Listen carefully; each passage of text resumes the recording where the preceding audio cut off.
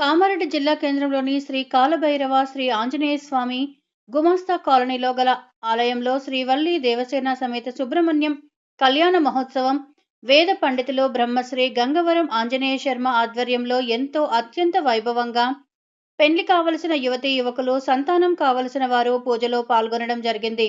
ఈ సందర్భంగా వేద పండితులు బ్రహ్మశ్రీ గంగవరం ఆంజనేయ శర్మ మాట్లాడుతూ కామారెడ్డి పట్టణంలోని గుమాస్తా కాలనీలో గల శ్రీ కాలభైరవ స్వామి శ్రీ ఆంజనేయ స్వామి ఆలయంలో పెళ్లికాని యువతీ యువకుల కొరకు ప్రత్యేక పూజలు సుబ్రహ్మణ్య కళ్యాణ మహోత్సవం నిర్వహించడం జరుగుతుందని తెలిపారు. ఈ పూజలో పాల్గొన్న భక్తులు సంవత్సరం లోపు పెళ్లికాని యువతీ యువకులకు పెళ్లి జరుగుతుందని తెలిపారు.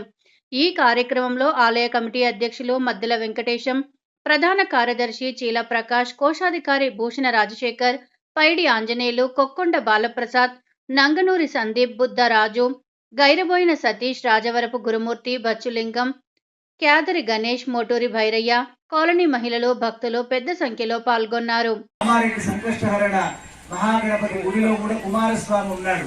గణపతి ఒక పక్కన, ఒక దగ్గర కుమారస్వామి సుబ్రహ్మణ్య స్వామి.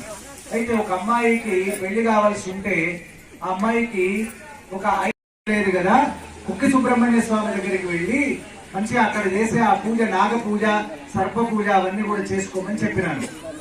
గురువు గారు నాకు 8-9 ఏళ్ళైంది పెళ్ళి, నాకేం సంతానం అవుతుంది, ఇంకా నేను ఆశలు వదులుకున్నా అని అన్నాడు. షష్ఠి తిథి తర్వాత అన్ని నక్షత్రం అంతా యోగ్యమైన నక్షత్రం అన్ని కలిసిన రోజు మనం పెళ్లి చేస్తున్నామే.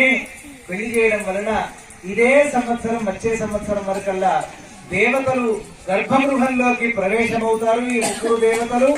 దాని తర్వాత ఎవరెవరైతే ఇక్కడ పెళ్లిళ్ల కొరకు కూర్చున్నారో, సంతాన కొరకు కూర్చున్నారో వాళ్ళందరూ కూడా వచ్చే సంవత్సరం ఇదే వేదిక మీద బ్రహ్మాండంగా వాళ్ళు దంపతులతో యుక్తంగా సంతానం లేని వారి సంతానంతో కూడి ఇక్కడ కూర్చొని తప్పకుండా ఆ గర్భగుడిలో ఉండే వల్లి దేవసేన సమేత సుబ్రహ్మణ్య స్వామిని మొక్కులు తీర్చుకునే అవకాశం అందరికీ లభించడం నిజంగా ఇది పరమ పావనమైనటువంటి ఒక పవిత్రమైన స్థలము.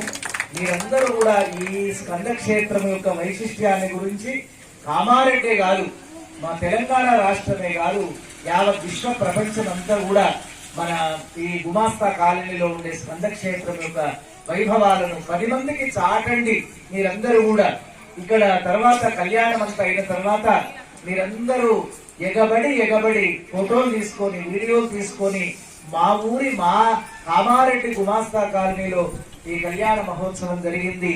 ఈ ఉత్సవం ప్రధాన మూర్తులు ఎవరైతే ఉన్నారో గర్భగుడిలో కొలువుదీరి మమ్ములను అనుగ్రహించే దేవతలే ఇవాళ కళ్యాణం స్వయంగా వాళ్లే పొందినారు. సాధారణంగా ఉత్సవమూర్తులకు కళ్యాణం చేయడం ఆనవాయితీ, కానీ ప్రధాన మూర్తులే ఇక్కడ ఉత్సవమూర్తులుగా, ప్రధాన మూర్తులుగా కూర్చొని కళ్యాణాన్ని పొందుతున్నటువంటి ఏకైక క్షేత్రం ఒకటి ఉన్నది అంటే అది కామారెడ్డిలో స్కంద క్షేత్రమే. నిజంగా ఇంతవరకు ఎక్కడ లేదు. ప్రధాన మూర్తులు ఇట్లా కళ్యాణాన్ని పొందిన మూర్తులు, కళ్యాణం అయిన తర్వాత ఈ మూర్తులు మళ్ళీ అనేక రకాల సంస్కారాలు పొంది గర్భగుడిలో కొలువు తీరడం అనేది చరిత్రలో ఒక కామారెడ్డి స్కంద క్షేత్రంలోనే ఉండడం దుర్యంగా చేస్తున్నటువంటి ఒక పురాతన సుకృతం. అంతకంటే వేరేం లేదు. కేవలం 1.5-2